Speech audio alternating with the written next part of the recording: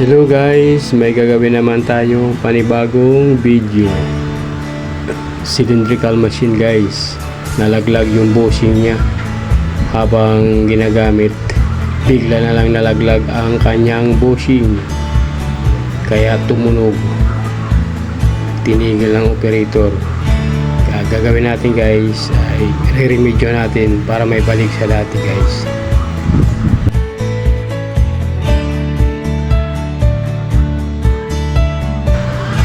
Ayun siya guys, tatanggalin na natin yung bushing, ilalabas natin para magawa natin ng remedyo para hindi na siya uli malaglag. Yun siya guys, tanggal na, gagawa natin ng paraan siya guys, re-remedyo natin siya.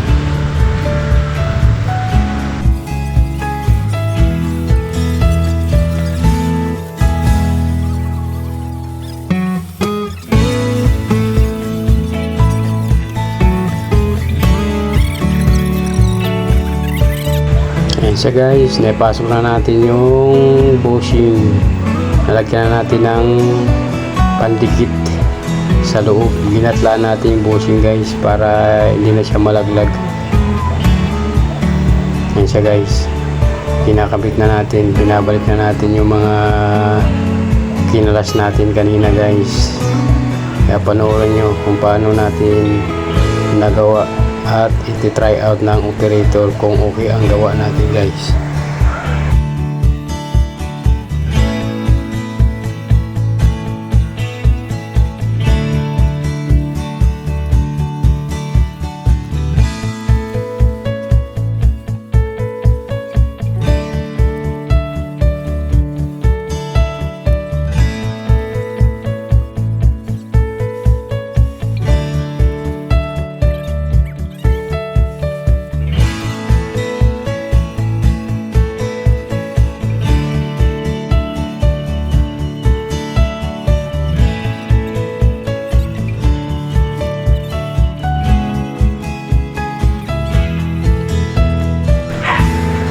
Siya guys, susubukan nating tahian para makita natin kung walang problema bago natin ipasubok sa operator.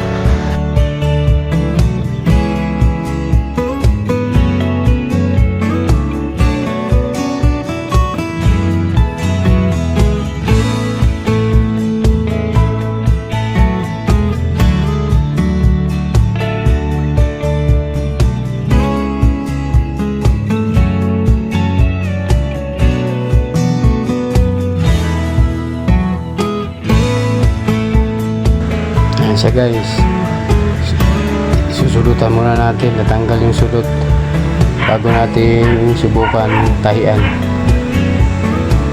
Medyo iba ang kanyang tension guys, kaya ayusin muna natin para masubukan na ng operator.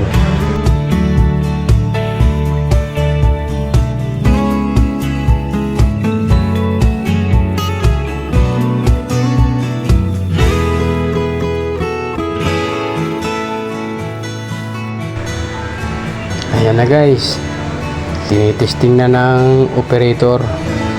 Ngayon natin masusubukan kung okay yung pagkakabit natin guys.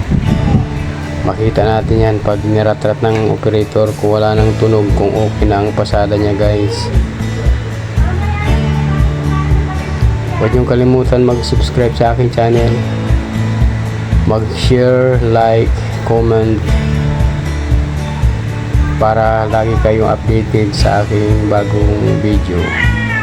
Salamat po sa panonood.